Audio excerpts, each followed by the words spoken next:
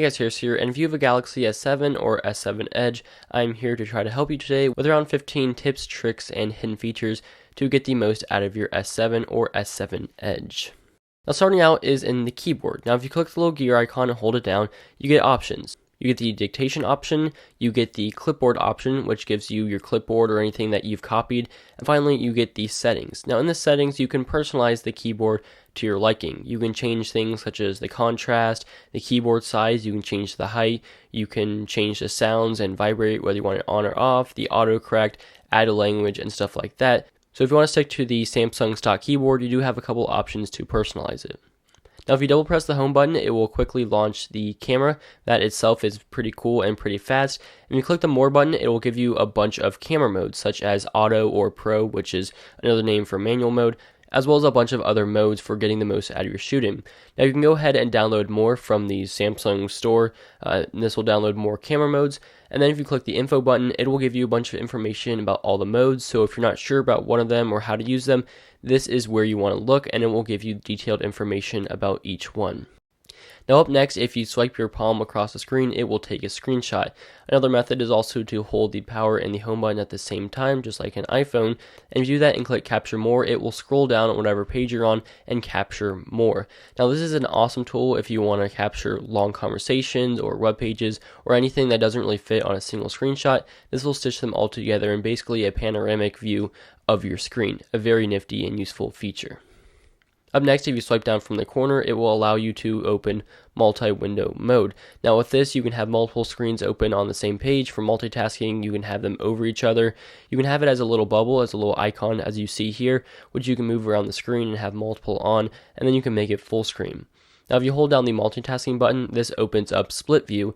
To do this, you select an application such as Instagram, and then you choose another one on the bottom such as the internet browser, and this way you can have two apps open side by side in a very clean way, and you can also adjust the height of each.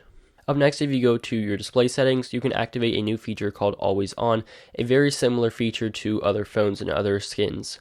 Now with this on, you will have an always on display. It will light up a few pixels when your screen is locked, and it will give you information such as time, date, battery, and some other information that you can customize in the app settings, and you can also personalize the style. So it's a cool feature if you want to turn that on.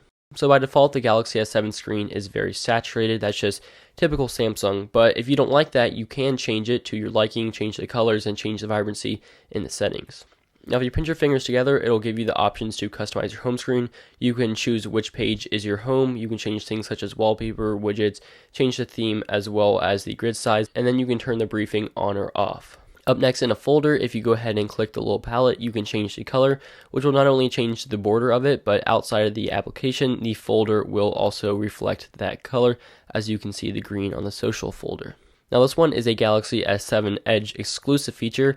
Of course, if you swipe over from the side, you do get a bunch of quick settings such as news, finance, apps, and contacts.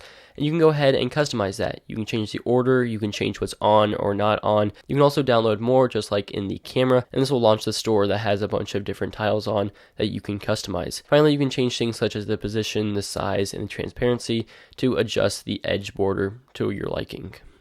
Second to last is one-hand operation. Now to do this, you triple click your home button, and this will scale down your screen so you can use it better with one hand, and you can quickly revert it back to normal.